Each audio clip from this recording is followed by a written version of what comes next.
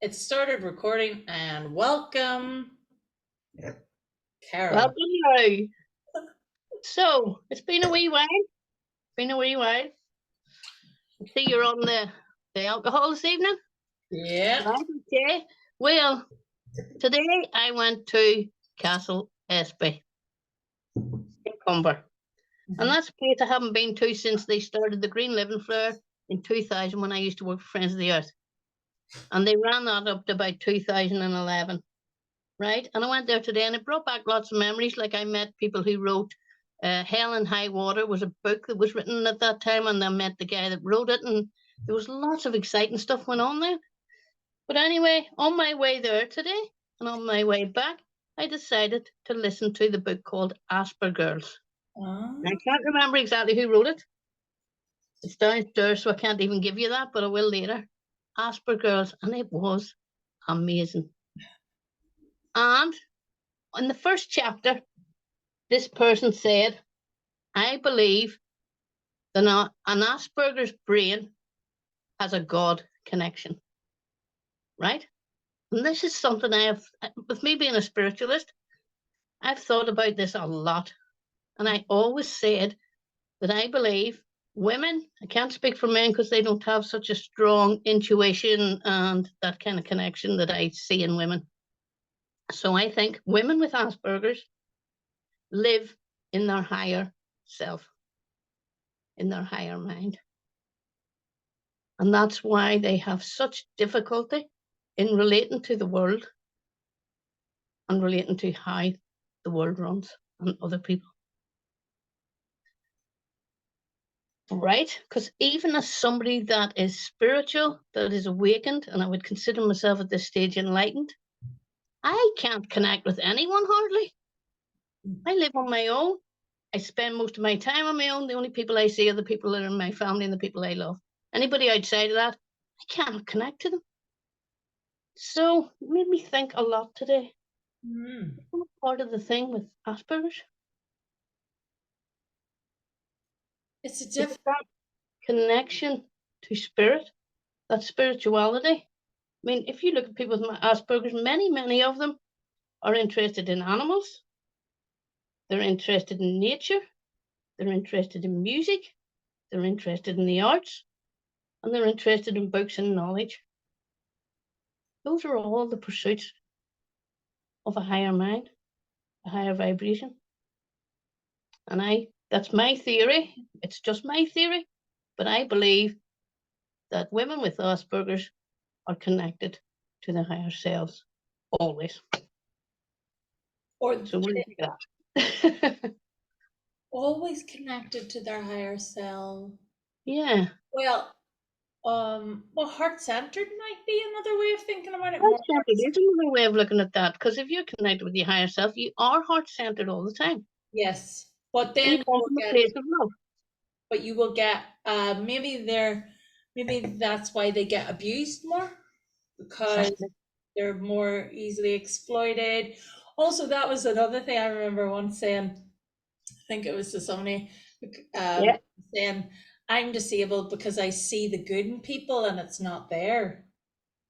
Often, and I've had to learn that just because you see the best in them doesn't mean that that's who they are. Right. Well, I'll tell you how I see that. If you're living from your higher self in your heart center, you will always connect to the higher self of everyone else. That places us in danger. But if that person's not connected to that higher self in themselves, they are not going to be the person you expect them to be. Yes. They're going to come from their lower self, and you're going to be talking to their higher self. Yes. And bang, they're going to shock you. Yes. Yes. Right? You get it? So to me, right, yeah, that is one of the biggest issues for women with Asperger's, is relating to people who are coming from a lower vibe and cannot connect to that higher self. And I think that's something we need to look at and think about. Yeah. And that would often come up with my clients and a lot of people. So I was diagnosed with the Asperger's been taken out. It's not. It's Yeah, but I think we need something like. we But need that word. I We am. need that word because for so many years, Yeah. people have related to what that is. They know what Asperger's is, Yeah. right? Took it away and they replaced it with mild autism. Spiky profile would be better too. Spiky profilers. But it's because the guy Asperger was a Nazi.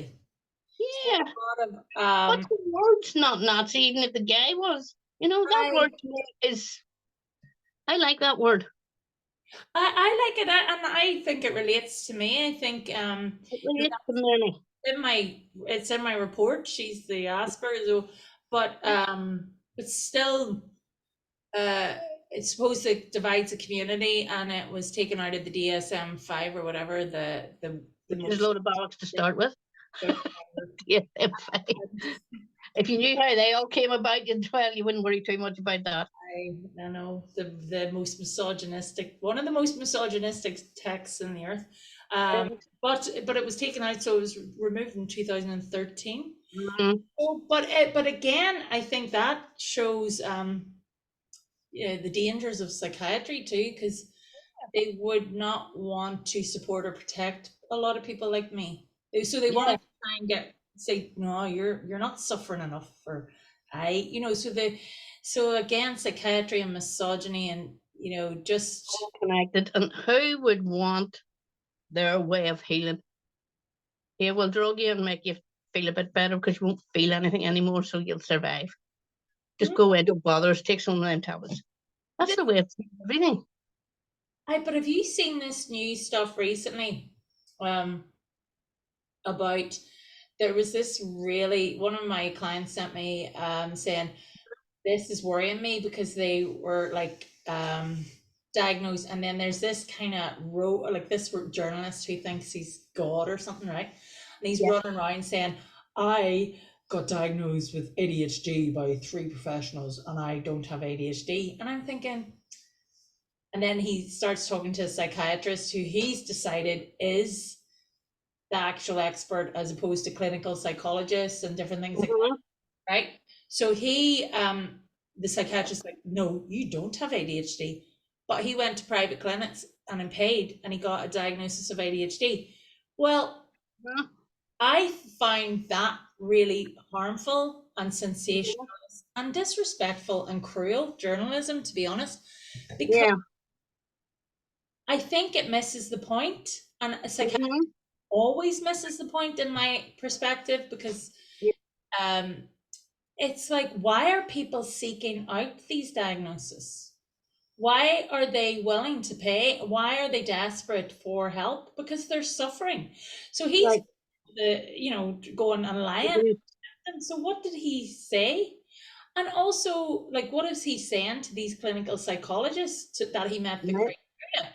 But I just think that I don't think people are really thinking enough about why people are so overwhelmed and traumatized and stressed. Thoughts on this? Because people with, we're going to stick with Asperger's, right? Because they live in their higher mind, their higher self, in my theory. Like anyone who is enlightened and lives from their higher self cannot fit in this society that we have these days. I struggle. Most people who are spiritual struggle, right? So it's nothing to do with having the Asperger's. It's the difference that makes to your mind and the difference that makes to your perspective on the world, which comes from a higher place. So you see the nature, you see the birds, you see the heart stuff, you see everything that's nice. And then you've got this world out there that lives in misery. And they look at you and they go, fuck up, it's a miserable, shitty hole. And you're going, but no, it's not, it's beautiful. So the people with Asperger's are starting to think, are we crazy? No, you're not. You're alive, you're aware, you're seeing.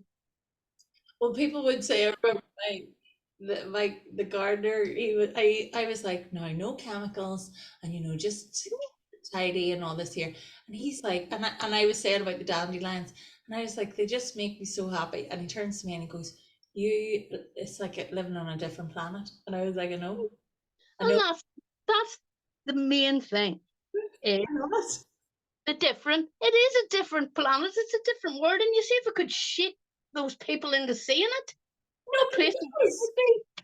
he was open to it, and he was just like affectionately. And then because he knows I'm trying to sell my house, he's like, right, and he knows I live where I live, so he's like, this here, right, Louise, I know you really like it wild, and you like all the bees and all. He says, but you're trying to sell your house, so I'm just going to give the hedges. And just, I was like, right, okay, I think you're right. So I'm going to tidy them all out so you can say, I know this here, because everybody's not like you, but we know you like that. So he's very good, because he's actually meeting me. And I do think more and more people are. Coming round. It's like spirituality is starting to reach people, and it's the same. The difference in people who have Asperger's from the what is it? Typical? I'm trying to find a word for them because I don't want to say anything wrong here. Normal. Normal, yes. They think they're normal. Spiritual people and people with Asperger's are both in the same place with this lot. It's all the same place. They cannot relate to them. No, some people can, but they have to believe. No, To be very few. I think if people can relate, if they're willing to accept that Yes. we're not lying. A lot of the time, we're like, no, she's crazy or she's lying. No, she's telling the truth. And if you're telling the truth, you got to be crazy, or all those people who are believing the lies have to be crazy. So it's either them or us that has to be the crazy ones. I would argue that it would be difficult not to be crazy at this time on this planet. Yeah. Like, what is normal? Like, it's. But normal. I don't see normal. I don't live with normal. It's a setting on a dishwasher. Yeah, people that can't see. Oh my God, those people that absolutely love living in misery. The world is an awful place. It's not going to get any better. We'll just hang about till we die. They exist, they don't live. We can't change it. We can't do anything about it. Oh my God, it's all fate. And look at this. A higher mind doesn't live like that. Yes, I always see possibility, and I could always see possibility. And solutions. It could be like this, and we could do this, and we could. Yeah. I get up every day and I love my life. But you know what I was thinking today too at Castle Espey, right? Mm-hmm. There's the price thing at the door, You've got to pay, I think it's £9 each to walk around nature. And I'm thinking, what a shitty planet we're living in when you've got to pay to go and see a few ducks in a bit of water. Because there's so little of it. Right? Why is that not everywhere? No. Why? Why are there not ducks running about the streets because they've just come off a lake somewhere and we're not going to run over them or shoot them? We have destroyed the planet for nature, for animals, and now they're asking us to pay to go and have a wee glimpse of what it should be like. Well, I'd like to bring it back to why I'm having some wine. Yes, let's get back to that, for that's very important, because these are the people I'm talking about. Well, right. There are places where ducks can run and have wee villages and nature's treated well. They're just not in fact in Northern Ireland or Ireland. I was running for election and I ended my campaign, which was I would like to say, very autistic. I ran a very heart-centered campaign. Didn't knock on one door. Everything there. Yeah, heart-centered. You were probably the very few heart-centered candidates out there, and what did they do? They rejected. You know why? Because they got to stay where they are. No, but I don't think you can be. I don't know how you can be. I don't know how you can stay with. First of all, getting nominated is difficult for a lot of autistic neurodivergents. Yeah. And then the process is, I don't think it's about rejected. I don't actually feel rejected. I just feel like I had a great time. I think that's what people. I think other people would definitely feel rejected, but No. I had a great time, and I did it completely authentically, and I just said exactly what I thought, brought up Yeah. issues that were close to me, and actually, I'm going to say this.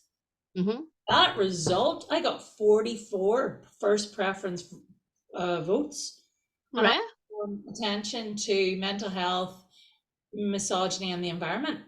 Yep. It's not one other environmentalist. Like there were a few candidates in like different parties were saying, "I care about the environment." No, your party doesn't. You can't be No. an environmentalist.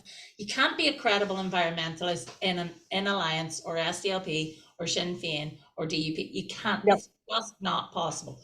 So even if they try and monopolize that issue, it can happen. But like I don't feel rejected. I feel like that result's perfect for me because it shows that they don't want to tackle misogyny. They don't want to tackle, they don't want to protect the environment. They don't want to hear. They're just like, she's crazy, as opposed to actually facing the truth.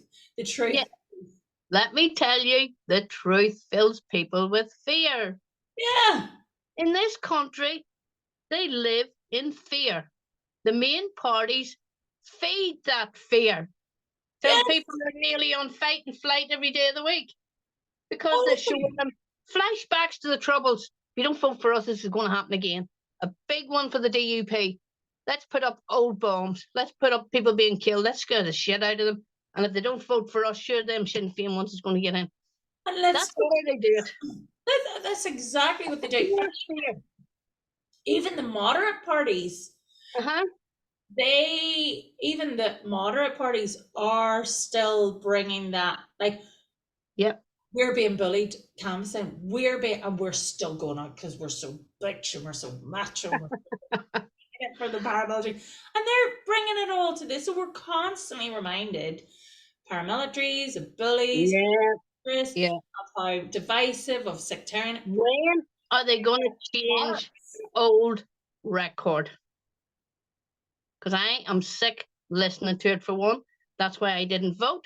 I am not voting for what has always been. When somebody shows me something new, something positive, something progressive, and something that comes from a heart centre and it's going to change this place, I will vote. Until then, take your crap and keep it away from me. I won't vote. Uh, well, there's a lot of people who Yeah. do exactly the same, Yeah. and they didn't turn out, and some council areas did not have good turnout. Um, No. But that says more than the results say. The apathy in this country when it comes to politics and voting says a lot. It says, we know you're not going to make a difference. We know you're all talking, no action. We're not voting. Go away. Well, I think the other thing is it's really holding light to the party political system, and actually, credit where credit's due. Mm-hmm.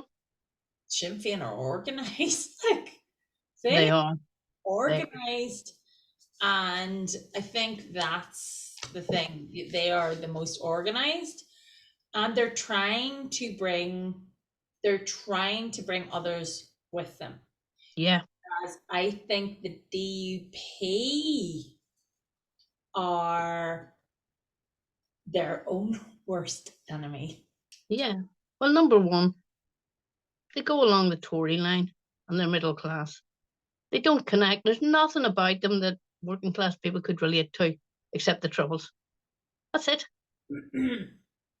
They round here, I cannot see anything that they say or do that would make me think I'm going to vote for them. They're going to make a better country for my grandchildren.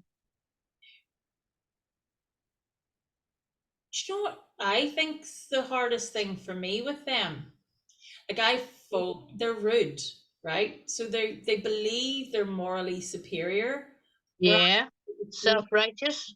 right, so they believe they've got this thing where they're not Yeah. able to reflect and be aware that Because- yeah, actually, moral people are humble, and you're not yeah, humble, you're actually arrogant, and that means yeah. you lack in morals. They really believe that God is on their side. They believe that God is on. No, they believe they are God. Yeah, they're not. Yeah, they're God, so they think there's not that everything they do. So therefore, there's no humility. It's just No, like I'm right, and because of their everybody else is wrong. because Oof. they're religious, you look at the Free Presbyterian Church, like that is the most arrogant, offensive Mm-hmm. church. They're the most misogynistic. Like they will Yeah, believe anybody who does not think like them is the devil. That's how yeah. indoctrinated that's That's how indoctrinated that all is, including, and that's why that whole unionism side connected so much to the church. I cannot have anything to do with that because I want to vote for somebody that's real, that's looking at things in an equal way, that sees everybody the same, not somebody that judge anybody that doesn't go through a church door on a Sunday. Because that can never bring peace here. Because they are only interested in their own religious perspective. And they get people to vote for that through fear. That's not godly. That's not heart-centered. So, the whole thing, I just see that all as hard to understand, to be honest. How they are the people that get voted for.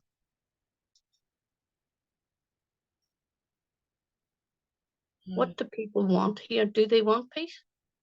Do they want a united community that can live peacefully? Or do they want to drag us back? I don't think the DUP care about bringing. I don't actually feel like I contacted them about issues about control. They don't, and actually there was one talk about Peter Weir, he did, but not I didn't notice any others trying to actually support and represent. I think they will represent um the union, like the union, they're all about that, keeping that union going. And I think they are very in a very, very tough position, because the reason Mhm. for existing is the union, and Brexit has brought that into real crisis. And the fact Mhm. that they were treated with such disdain, contempt, and disrespect by the Conservatives, like, I mean, Their buddies, their bed buddies, have threw them out of bed. Yeah. nice. But this is the other thing, right? That's where the real problem is, because it does seem like we're going for United Ireland, but actually the unionist loyalist voice is actually probably, if they're not if a lot of them aren't on board, it's going to be Mhm. dragged out even more and more and more and more. So Mhm. I would say that the biggest flaw with Sinn Féin at the minute, Mhm. that they are not working harder to convince the unionist loyalist population of how important their voice would Their be. role is right now. Yeah. If they were to convince them of how important their role would be in a new Ireland, and how important Mhm. actually they would be probably one of the most powerful minorities in the Dáil, if Uh-huh. Ireland. But I don't hear any conversation. I just see smuggery, and Yeah. And there's where the issue lies, is that they're both the same. I don't know if they're both the same. I just don't think they're. I think Sinn Féin are getting the votes, and the people are, Uh-huh. are pushing them forward, right? But Uh-huh. the Republic, I think they seem to forgetting that the Dáil have said you need them on board before we'll take you. Take you on board, yeah. Yes, so they're like, yay, we all want a united army. And they're like, well, yeah, but what about them? You have to get everyone with you. Like your Jamie Yeah. Braxtons, and you've got your, Jeffrey Donaldson going, oh, yeah. And then they're all holding us to ransom. Whereas, Yeah. why, and this is Professor Colin Harvey, who I don't even think he's one of the leading experts on this.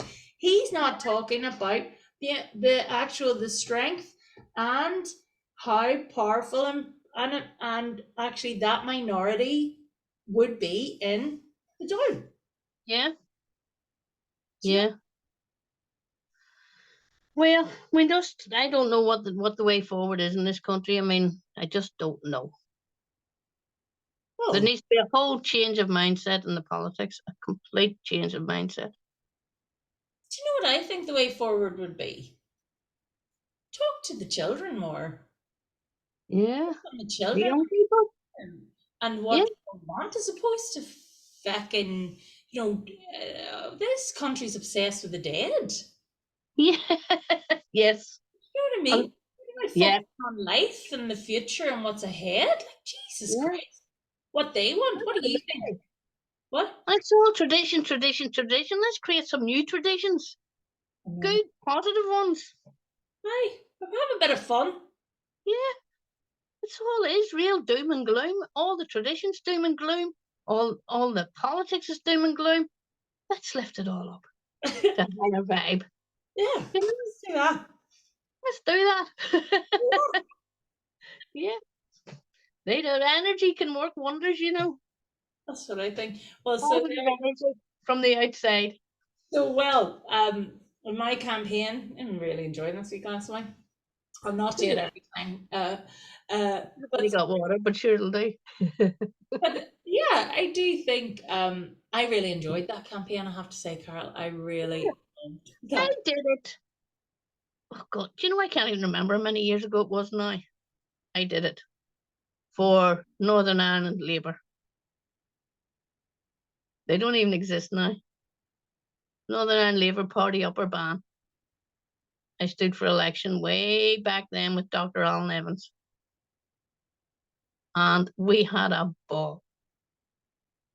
Now, he nearly got in. He didn't quite. None of the rest of us even counted on anything. But I stood in Drumcree, Gavaki Road. And it was an experience that I enjoyed much too. And I think all our paperwork is in the Lennon Hall Library, and I intend to go someday and see if I can get a nosy at it, because I can't remember what it was like. I'd love to see that paperwork. Yeah. Yeah. I was saying, like, there were so many people I know who I wasn't anywhere close to getting in. No, neither was I. I didn't think, but I absolutely nobody can take away from me But you nobody did it. that I stood as an intersectional feminist Yeah. in the Cookstown DEA, the Bible Belt of Mid Ulster. And I gave people the option to vote. Yeah. They were like, never, Yeah. you know. So, that was a big thing, right? I love And it. it's a big step, and it said a lot of ripples went out there from that, and it went out from us too. I mean, Northern Ireland Labour got 2 seats at the peace talks.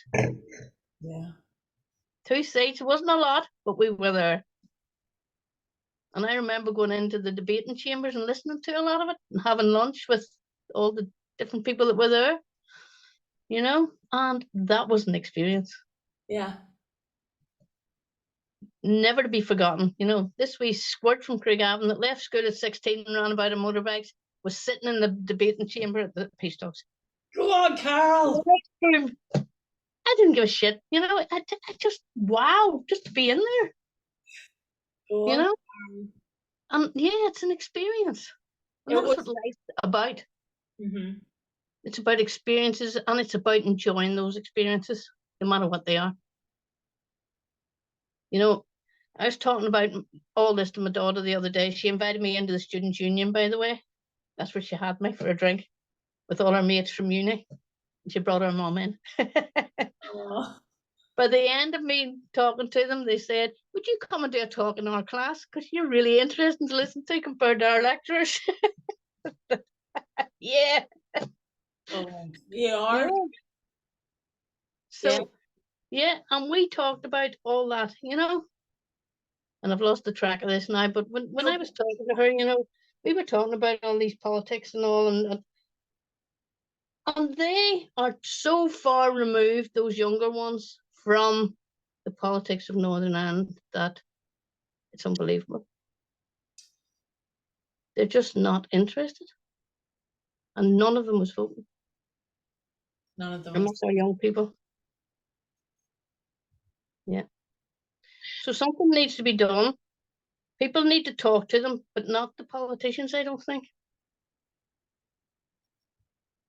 And I don't understand why students. There was a time when students were very radical and very politicized and very interested. Where's that going? It's changed the way they organize. It's not the same. You know, there are a lot of online. COVID also, fees have been gentrification. Yeah. They've gentrified institutions and stuff, and Yeah. it also means that the more humanities, those more politically engaged subjects are being wiped out. And, like universities are in crisis. Like, Yeah, I can nearly see that, you know, and when talking to them, I sort of thought things have changed here. I can't feel the power and the empowerment that people used to get from studying these subjects and things. Well, they're all studying law. You're not Right. that This many is what, radicals in law. Like, well, actually, that but these girls are going to change it. Because I was talking to them, right? And they are all like us. And they speak the truth. Right? And that's what I said to them. I said, if you want to make a difference in what you do when you leave and go out into that world, keep your uniqueness. Do not become part of the system. But they have to pay the bill. Right. Hmm? They have to pay. There's very few people who are able to really take on that institution. Like, that institution is so patriarchal, so misogynistic, so The outdated. firm that these girls are working for, that have put them through the institute, has a majority of women working for them. Aye, but the women, like, they buy into casino. You see they come at you hard. They play ball, like, they play hardball, and they know how to use that language, and they bully. I think most solicitors are really, really middle class, articulate bullies. Yeah, well, I've told these people who are working class, by the way, these girls are not that middle class arrogant sort of bully, as you say. My daughter is from Craigavon, is covered in tattoos, drinks pints of beer, and is as working class as you can get. Mm-hmm. And she's going to be a solicitor. Aye, but that's not her fault. It's the system. It's the struggle. It's the system. The It's system. work But with does the system only change from the people going into the system being different? Well, you have to represent people, and then they want to win at all costs. So it actually rewards divisiveness and conflict. It loves a good fucking messy divorce. Like, it's not encouraging people to like to reconcile and to have it really. No, it loves a good messy. Oh, what are the assets in your house again? Oh yeah, he's don't trust him. And they tell you never. You talk to solicitors, they go, don't ever talk to the police.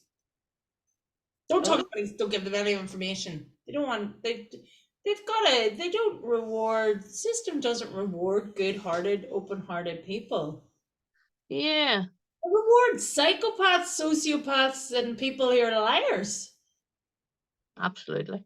That's why I'm not part of it. The justice system, like, that's right. And you look at the what the justice system has done to families. We're still dealing with a lot of troubles related trauma. Yeah. Yeah. The justice system. Mm-hmm.